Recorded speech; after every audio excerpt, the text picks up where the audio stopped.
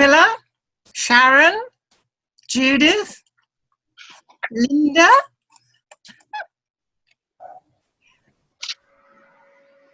'99. Hello from Florida. Hello from Texas. I was really excited by it. Yeah, and Ludmilla. Hello, Ludmilla. Hi. Hello there, Diana. I'm from Maryland. You're from Maryland. Oh, great. Alexandria, Helen, Ellen, California, Rochester, New York, Chicago. Okay. Hello, Michael. Hello, Diana. Hello, Norway. Hello, Sue from Toronto, San Francisco. I'm from Bath. Oh, I love it. Hello from Glasgow, Oklahoma. Oh, terrific. I didn't know that all this was going to happen. Look. Edinburgh. Diana, how many people are booked in for tonight? Well, we've got 99 so far. And there's somebody else, lots of people from Bath, someone else from Florida. Well. Now, That's beautiful. why can't we see them all? Well, they're flashing up, so I am sort of seeing them. Hello, Angela. Hello. Hello, Hello, Angela. Hello, Diana. Hi. What? Somebody from Michigan, Christine. Oh, there I go.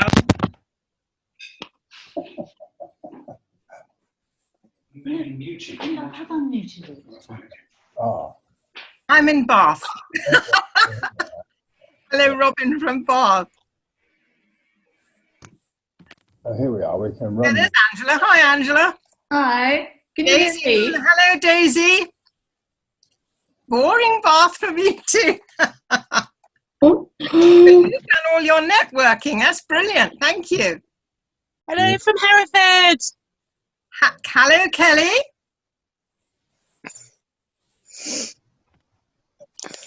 Amelia, hello, Norfolk. Hi. Somebody said she'd rather be in Bath. I wonder who that was. I think we'd all rather be in Bath. Hello, Mary Ellen. Hi there. Hello, Marion from Cardiff. Betty Sushars is there. Laura.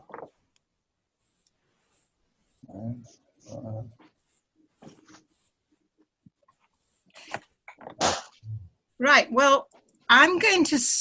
Oh, Jude. Hello, Jude. Just a Bathonian. I know who you are, Jude. It's very damp, I agree, yes. There we are. Gosh. Is that Anne? Hello, Anne.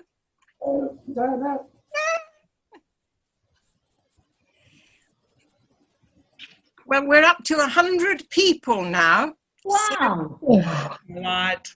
I am going to start off.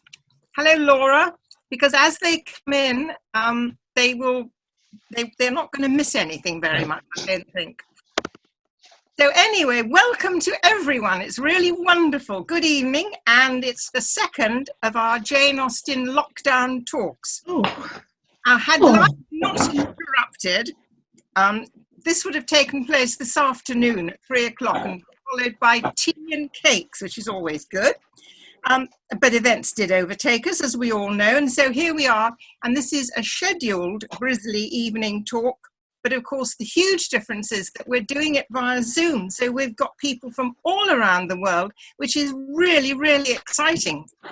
There's always a silver lining, something like a lockdown and a virus. And this is it. Now, when our talks are finished, they get put on to the website, and this one is going to be posted in about 3 to 4 weeks' time. So it will be available for anybody to rewatch or for people who've not been able to log on, because I know that people in America are on different time scales and sometimes it's just not possible. So they will be able to see it. Now, the other thing I have to remind you is when our speaker starts, can you please all turn off your videos and go on mute? Questions afterwards, if you would like to put them in the chat box, which is alongside your screen. And finally, and this is most important, if your screen freezes, then what you have to do is log out and then log in again. And the reason that it might possibly freeze is because there are so many people here tonight on Zoom. So it does happen. So if it does, then log out and log back in.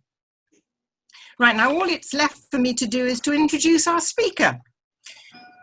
Dr. Georgina Newton has been a university lecturer and teacher for some years. She's currently teaching and lecturing at De Montfort University, but she's also volunteering at a local primary school, so she's really got an awful lot on her plate. Her particular interest is in the education of girls, especially those from poorer backgrounds. She spent several years researching their experiences of life, how they see their future, and whether they feel their economic disadvantages discriminate against them. What she has learned has given her a passionate wish for these girls' voices to be heard and their chances in life to reflect their abilities. Dr. Newton's own feminist beliefs, coupled with her love of literature, led her to Jane Austen and her feminism, which of course she could only express in her novels. So Georgina has taken off from a very busy teaching schedule to time to give us this talk, and we are delighted to welcome her here this evening. So your speaker tonight, everybody, Georgina Newton. I have a headphone. Thank you very much, Diana. Hello, everybody. It's great to be here.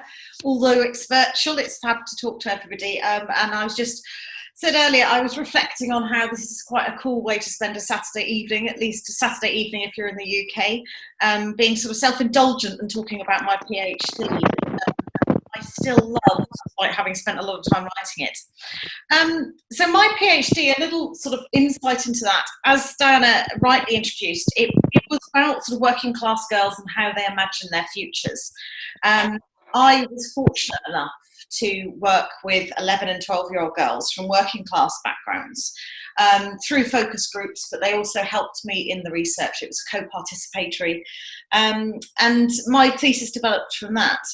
But, you know, and ultimately what developed was an understanding of the challenges that working class girls face today, but also the feminist tone within which they attempt to engage with their worlds.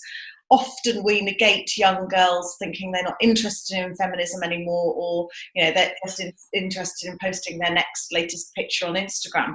Whereas actually what really came through from them is they don't quite know how to vocalize it and formulate it, but they are definitely talking from a feminist perspective.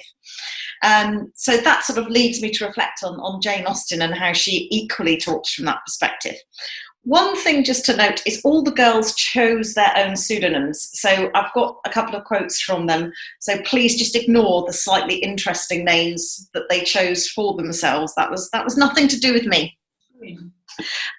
So in terms of Jane Austen was, you know, writing in the 18th century, and her novels have been seen as a comment on society and life at this time. Initially, many critics considered Jane Austen's work conservative or reflecting conservative views and beliefs, and sort of suggesting that Austen was really reflecting the social position of women and potentially supporting existing social structures. However, other readings more recently have suggested that Austen does actually challenge the patriarchal structures of her society at the time. And this sort of critical reading of Austen developed quite considerably during the 1970s. Lloyd Brown suggested that Jane Austen's themes were comparable to Mary Wollstonecraft's feminist discussions of the 18th century because they had challenged those masculine assumptions in society. The extent to which the novels reflect feminist themes has been extensively debated by scholars. Most critics agree the novels highlight how some female characters take charge of their own world, while others are confined physically and spiritually. And when reflecting on my own research, this is something the girls working with me often highlighted. The attempt by themselves and other girls in their world to take charge of their worlds in the face of what they consider societal confinement and the rules and restrictions and expectations that working class girls face today. So despite the hope that women's position in society has moved on, and irrefutably it has in many ways, I sit here in a position that I would say, I argue that beneath the surface there remains a battle for women between the structural confines they face due to their gender, but also due to their class or race position, but also their position as mothers or daughters, sisters. And that conflicts with their wish to create their own destiny through a freedom of choice. And choice is an interesting concept in terms of what choices women actually have, both in Austen's time and with the girls that I'd worked with. The limited subject matter within Austen's novels, focused on the home, women and relationships, have been recently critiqued to explore the feminist tone and undercurrent that runs through her work as she offers a coded view of the position of society and women. We have to appreciate that Austen was writing at a time where women writers had to tread carefully. The structure and influence of gender relations that were part of the environment in which Austen wrote impacted on what Austen could write and how she could write it. Austen's style and subject matter are responses both overt and covert to the patriarchal English gentry, in which women's lives were constricted in many ways that men's weren't. And perhaps that is one of the key things that has actually changed today. The girls I worked with were never afraid of saying what they thought, to the point of being very open with me throughout my research. They never had to censor themselves in the way that Austen did. So whereas Austen's reflections and critiques of society and the position of women may often have been quite covert, the girls in my research could be very overt about it. So progress has been made. Let's take that from that. So the girls were quite happy to openly criticise gendered inequality. So the following slides are structured in a way to highlight some of the themes that Austen highlights, but also how they can be seen in accordance with the girls that I work with.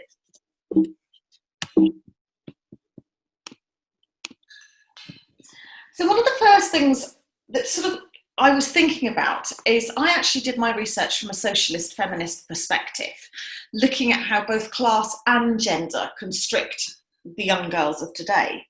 And this led me to reflect on, was Jane Austen actually potentially a socialist feminist in some way? And I'll explain why I think this. So research by Claudia Johnson in 1988 suggested Austen's novels may be limited in terms of subject matter to women, the home, marriage and society. However, that doesn't suggest that Austen had a limited political understanding or was compliant with the male-dominated culture of the time. Rather, she suggests that Austen had a consciousness of how the private is political. This statement, that notion of how the private, the personal sphere is actually political and tied to the political system of the world, highlights the personal or private position of women as a site of struggle, which is later found when we think about sort of feminist movement. We later see this notion of the private being political emerging in second wave feminism of the 1960s and 70s. Hanisch wrote an essay on the topic entitled The Personal is Political, highlighting how women's personal experiences can be traced to their location within power relationships. Men's power and women's oppression within the personal or private sphere is reflective of political and societal oppressions. Therefore, the issues Jane Austen is commenting on, the restriction of women's lives and confinement to the personal sphere, were still evident in the core of women's lives in the 1960s. So arguably, this relationship between the personal life of women and the private life and the confines within that domestic sphere are still evident in the 60s and 70s. And this is linked to the naturalisation of women's position within the home, both in Austen's time and arguably even today. And very much linked to women's ability to give birth, situates women at home, the assumption of women giving birth and then having maternity leave, for example. This was underlined by de Beauvoir in 1997, who highlighted that women's role as a mother is fundamental to the development of inequalities. And Juliet Mitchell, writing in 1975, suggests these elements cannot merely be considered in isolation. They form a structure of specific interrelations. The contemporary family can be seen as a triptych of sexual, reproductive and socialisatory functions which is the woman's world, which is embraced by production, which is the man's world, precisely a structure in which the final instance is determined by the economy. Economic demands are accompanied by coherent policies from those elements. So these feminists are talking about how that private world that women are encased within serve a function for the public world that men inhabit. Because if the home is looked after and contained and constrained and women take care of the home, it frees the man up to take care of the public sphere. So in light of this, I sort of looked at my young girls and again, because I was studying gender and class, this socialist feminist perspective, and looked at how the personal is political for them and how the lives of the girls are going to intersect around work, home life and children. So it's clear that this view of women's experiences continues. The girls most certainly are not confined in the same ways as women were in Austen's time. However, they do still examine restrictions to their choices and discuss how their personal lives will impact on and confine their lives in the public sphere. The girls fully expected having to sacrifice something if they wished to work and have children and have a relationship. Now, bearing in mind these young girls were only 11 and 12, they were already very aware that societally there was going to be a balance that they would have to strike. Although they can choose jobs and careers, they showed a knowledge and in some cases acceptance that they will potentially have to sacrifice their careers in some way for their personal lives. This isn't to say these girls were happy about it. They acknowledged the roles they were expected to play in the personal or private world and the impact that would have on other aspects of their lives. But they really fought against that and they were very outspoken about it.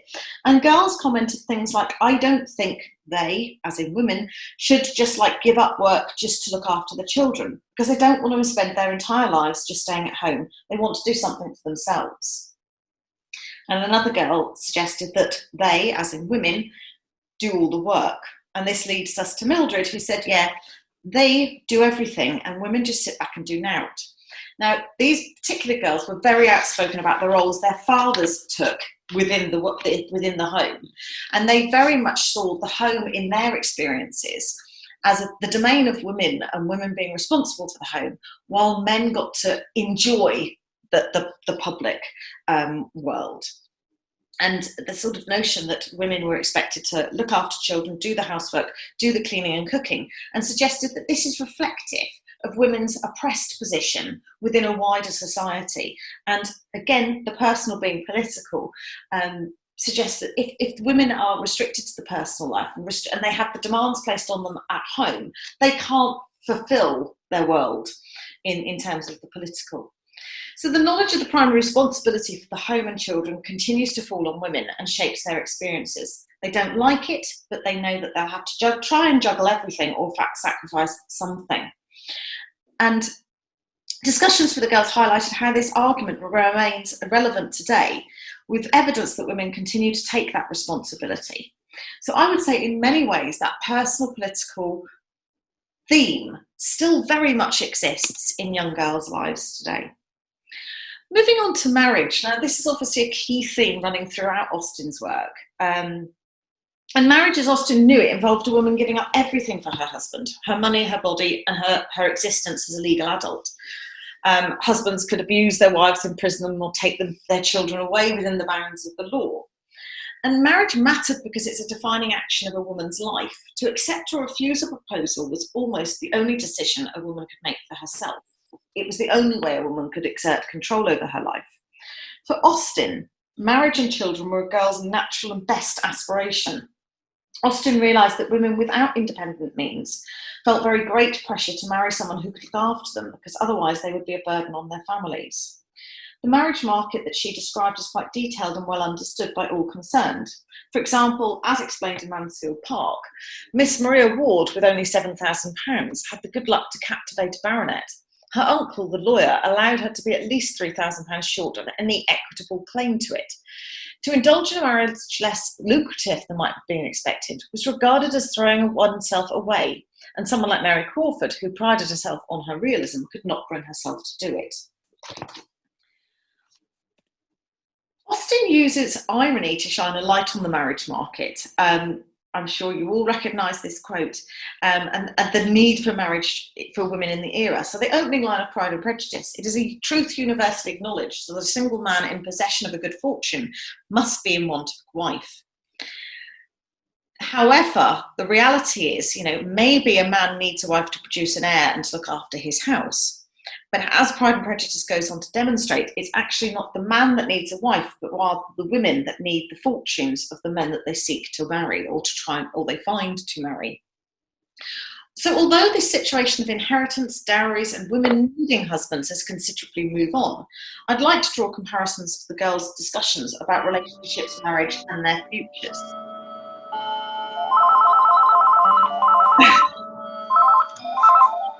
God. At a first glance, much of what the girls said suggested relationships and marriage would take a backseat in their lives. The girls had quite a complex relationship with boys in many ways, because on the one hand, they denied that they were interested in boys, but suggested other girls were interested in boys. And othering and the notion of talking about others sort of hides a little bit what the girls are really saying. Again, we have to be aware that I was working with 11 and 12-year-old girls, so therefore rightly they shouldn't be thinking about marriage, or ideally they shouldn't be thinking about marriage. What was interesting to me was how, despite many academics suggesting working class girls often have more conservative and domestic aspirations, all of the girls in my research were clearly focused on getting a good education, a good job or career first, before considering relationships. Many of the girls, and they named themselves Dreamwolf and Mac, suggested marriage was not important. These girls were very focused on being independent, often rejected the notion of permanent romantic relationships, particularly early on in their adult lives. And this supports some research by Weiss, who suggests working class girls were critical of marriage and the romantic ideal.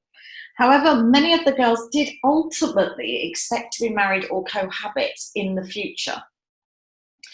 As I mentioned, most of the girls focused on independence first, and this desire for independence contrasted with what de Beauvoir calls the myth of Cinderella, whereby happiness was perceived as coming from the meeting of Prince Charming.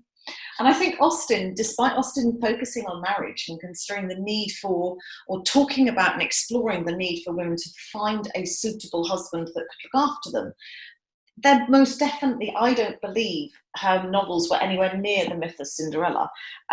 It wasn't necessarily that happiness was going to come from meeting Prince Charming. It was more often Prince Charming was a necessity. So the girls in my research appear intent on creating their own opportunities and being self-reliant. The girls are prioritising themselves, valuing a good education and financial independence. And the girls, as I mentioned earlier, were often scathing about the contribution of men and boys in their lives and did not see a relationship as a way of improving their chances. So that contrasts with Austen's era and the need for a suitable marriage to improve the chances of women. However, I would say that potentially the tone in which that notion is discussed can be considered similar in many ways. But despite the girls' lack of focus on relationships and marriage in their imagined futures, this didn't stop the girls from discussing relationships with boys. When girls discussed social media, and part of the thread of my research was looking at media, the relationship between the girls and media, and obviously social media, so Instagram, Facebook, Twitter, etc., came up a lot. The girls talked a lot about social media and talked about how other girls presented themselves on social media. And the focus was always because other girls wanted to attract boys. So as the quotes say there on that slide, these girls on social media will put lots of makeup on, they will take pictures of themselves and they will post those pictures. And the girls that I was talking to suggested that was so they can get a boyfriend, or it's because of boys, so they can get a boyfriend. And the girls themselves that I was researching with denied wanting to attract boys, which was quite interesting. And I always sort of look at that with some skepticism, because the notion that all the other girls out there were worried about boys, but this little group of 30 girls that I worked with weren't, didn't necessarily ring true. But the situation remains that despite the protestations of independence and wanting careers, at the present time, boys were a concern for girls, and at least some of the girls wanted to appeal to boys in some way. This confirms the findings by Sanders and Mumford, whereby girls were concerned with the relationships in the present, but when they discussed their imagined futures, they were much more concerned with independence. Girls also assumed boys were of interest to each other and often discussed which boys, both celebrity and within their social group, were, in their terms, hot. This assumes a heteronormative discourse with assumptions around sexuality being unspoken. So although in many ways attracting a husband or boy romantically may be for different reasons between Austen's time and today, the comparison does still show that girls are still concerned with boys and relationships, and they do make assumptions about having relationships in the future, whereby a husband can support them when they have children. And this is something I'm going to move on to talk about in a minute. But there is still, underneath the girls' assumptions, is that when they have children, they will ideally be in a very settled relationship, probably married, and that partner or husband will take care of them while they have children. So again, the financial independence that girls are talking about does not necessarily ring true throughout all of the discussions, because just as Austen knows that women need some financial dependence or have financial dependence on men, the girls that I worked with are starting to assume that as well. Another theme that emerged, both from Austen's discussions and the girls, is this notion of equal relationships. Pride and Prejudice, Elizabeth is looking for an equal partnership in her marriage. Even though she knows she's dependent upon a man to provide for her, she believes she should have some power in the relationship. And that very much reflects Wollstonecraft's view from the 18th century that men and women should have an equal partnership in marriage. Again, linking Austen's writing back to those early feminist views of Wollstonecraft. The response to inequality in marriage and the belief in his own superiority, Austen shows in the initial proposal of Darcy's power and status, which leads Elizabeth to reprimand him. And in her own way, through turning him down and reprimanding him, she ultimately is demanding respect. When they finally accept their feelings, the more equal footing of the relationship is established, assuming that Elizabeth and Darcy would therefore have a much more equal relationship, if not viewed equally by an external audience, it would be more equal within the confines of their own relationship. With the girls in my research, they actually assumed equality in terms of being listened to and having a say in their futures in a way that Austen demonstrated women did not have.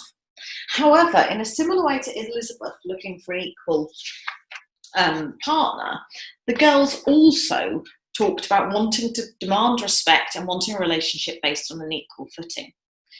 All of the girls in my research imagined working in continuing education, even if they're not sure what they wanted to do in the future. They didn't envisage themselves as stay-at-home mums. So they definitely envisaged sharing the responsibility of the home and the children. Mac commented, "My main goal in life is to go to college and university. I haven't thought about whether I want to have children because I've thought about me and getting my career and everything." But those girls that did think about having children, so one quote was by Georgie and another by Olivia Rose, was that they did, if they imagined having children and imagined having partners, they expected to share the responsibility and work with their partners. And most of the girls pretty much commented on this, and if one girl brought it up, the other girls would reinforce the message that actually men should share responsibility. As Georgie said, she'd want days off from looking after children, and Olivia Rose points out it's both of our child, it's not just mine. And Chocolate Millionaire also talks about, I don't think women should just give up work to look after children. So they want to do something. So it comes back to this notion of wanting to do something for themselves, and that actually if the woman wants to work, the man should share responsibility. Now, considering that I was working with working class girls, many of the girls talked in depth about their families, and they talked about how their mothers and fathers and the relationships at home with mothers and fathers, or mothers and stepfathers, or stepmums and fathers. So they talked about their home life quite a lot. And what became really evident in those conversations was that the role that they emulated, the role in the domestic sphere that they wanted to see, was that of equality and sharing responsibility. Some of the girls had that in their home life. Some of the girls talked openly about their mums and dads sort of juggling work and childcare, and my dad works during the day, my mum works in a pub at night, so I go home, my dad looks after us, my dad cooks dinner, my mum does this. And they very much, so these girls weren't saying that there wasn't equality at home. Some of the girls did have examples or role models that sort of modelled an equal relationship between their mums and dads. However, other girls definitely didn't have. And if we go back to Margaret and Mildred and their conversation earlier, they were really cross about the fact their fathers and their brothers did very little at home. And they rejected vehemently that inequality that they saw at home, and they were very strongly demanding that they wanted an equal share of responsibilities between partners and themselves in the future. So it didn't really matter what background the children or the girls that I worked with came from. They all spoke about wanting a future that was equal. So although equality is discussed in the relationship between Austen and the girls today is different in many ways, the essence remains the same. Just as Elizabeth was looking for an equal partner, so too were the girls. Moving on to another topic, or another theme that in some ways Jane Austen, it doesn't run through Jane Austen, but it may well be seen as Austen's response to this theme that was evident in literary sort of writings at the time. Morgan in 1989 examines Austen's literary inheritance and suggests that 18th century novels allowed a heroine to be one of two identities, either the virgin or the whore. Morgan suggests Jane Austen's innovation was to sever the connection between virgin or ignorance and whore and knowledge by introducing an entire canon of brilliantly visible, imaginatively influential women characters whose sexual experience isn't relevant. Although literature today allows a wider representation of the girls, something that emerged from my research is this continuing response to the virgin or whore dichotomy. Girls talked at length about media representations, both those they see and those they create through their own social media. And these suggested the messages the girls receive are they should look sexy, but they shouldn't be sexual, or they can either be perceived as pure and virginal or promiscuous and easy. When discussing representations of women in media, the girls were often outspoken about the bad girl or good girl image. The reflection of the virgin or the good girl is evident in many of the Disney films and TV shows the girl watched, and is central to the position of women in the public sphere, where the virgin-whore dichotomy has long been at the heart of female fame. This links to the classic double standard, whereby girls are judged for being too sexual, but at the same time they're judged if they're not sexy enough.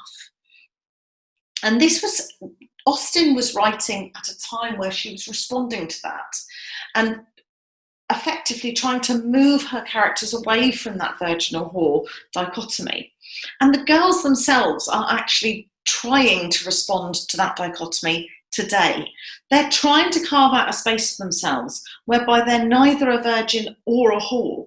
But in doing that, they are quite critical of each other.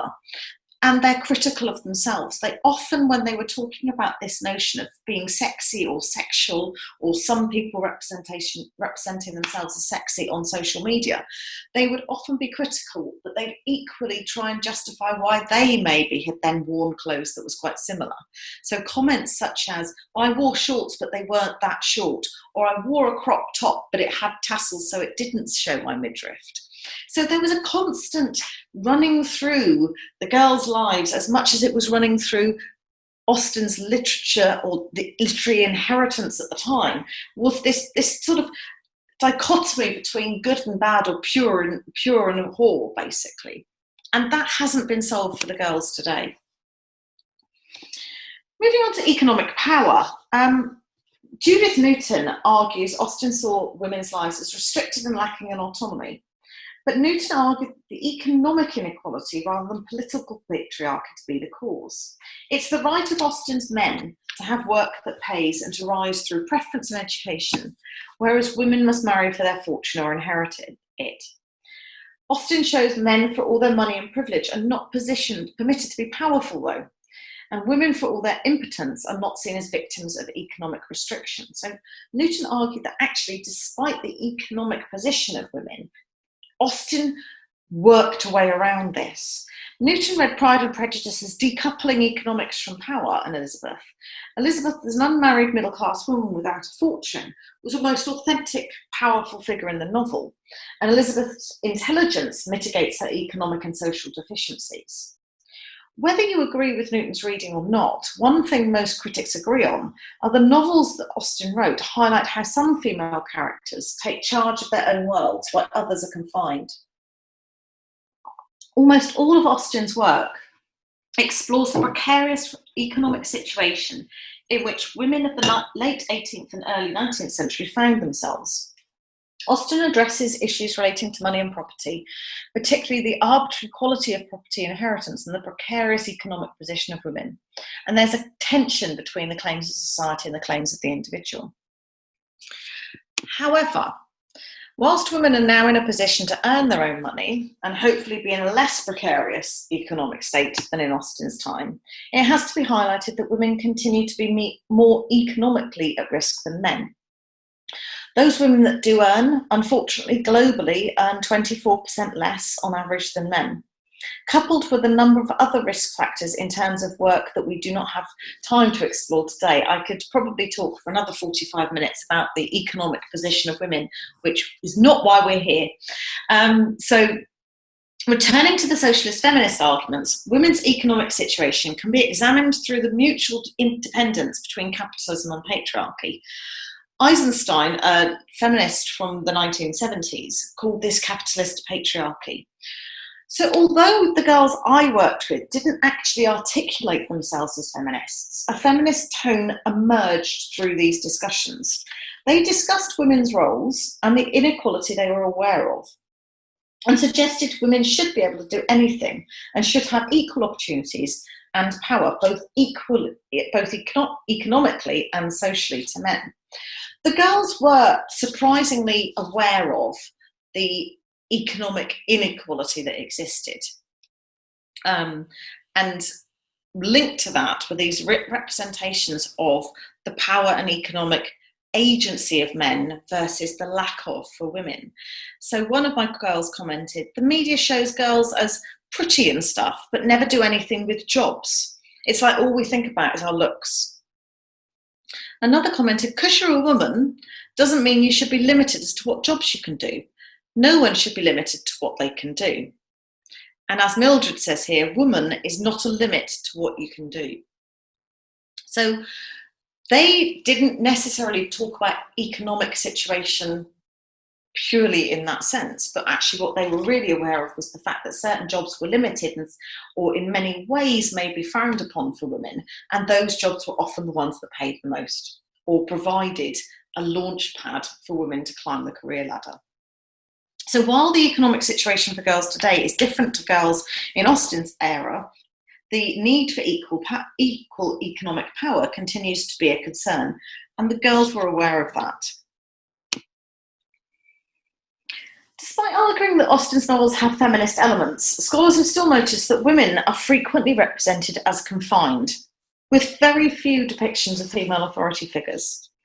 Austen highlights the lack of women as authority figures, but also not only as authority figures, but also how they're represented in history. She almost points the finger at this absence of women. Alongside the absence of women from positions of authority in history, Austen shows women as literally confined in small spaces and constrained by social factors such as miseducation and financial dependency. Gilbert and Gubar argue Austen shows how women must acquiesce to their confinement, no matter how stifling it is, because they're too vulnerable in the world at large.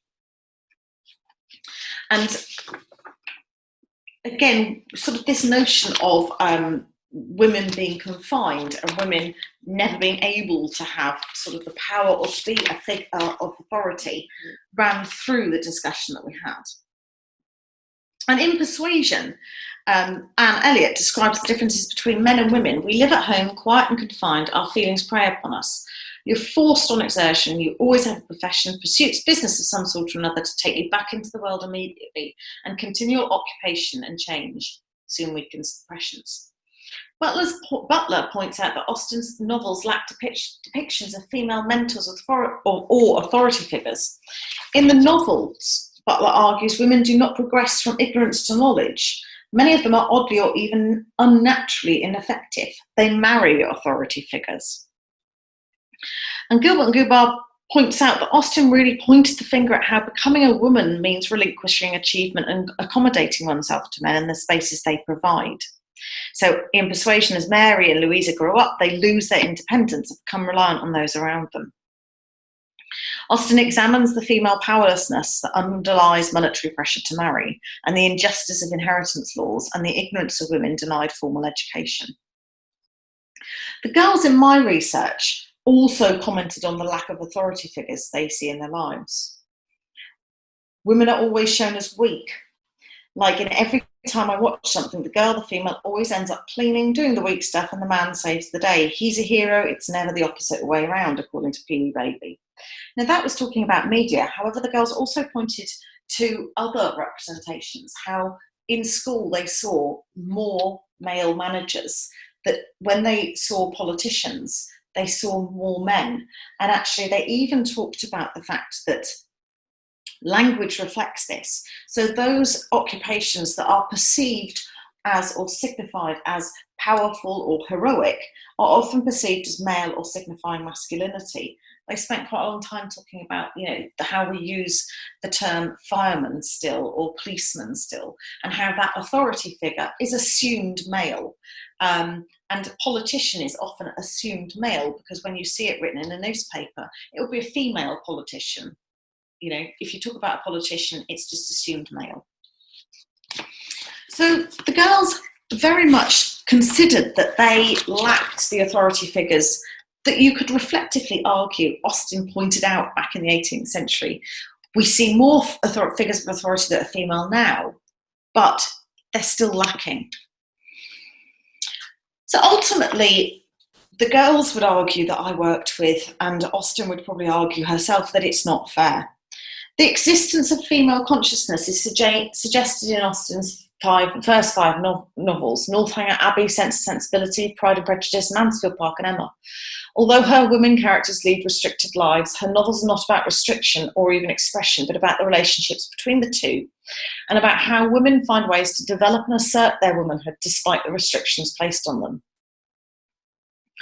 And how the world is often moulded by the girl or the woman, and she has been moulded by the world.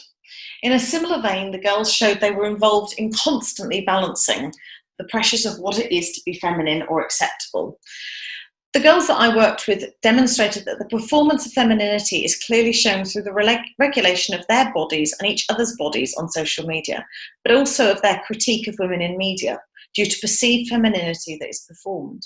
So just as the women are restricted in Austen in terms of how they should behave and how they should conduct themselves, the girls that I worked with maintained that they still had to conduct themselves in a particular way. And they did talk a lot about the notion of ladylike and how their families often wanted them to be more ladylike. Femininity was not something the girls I worked with suggested they possessed. It was a public performance dependent upon validation by others.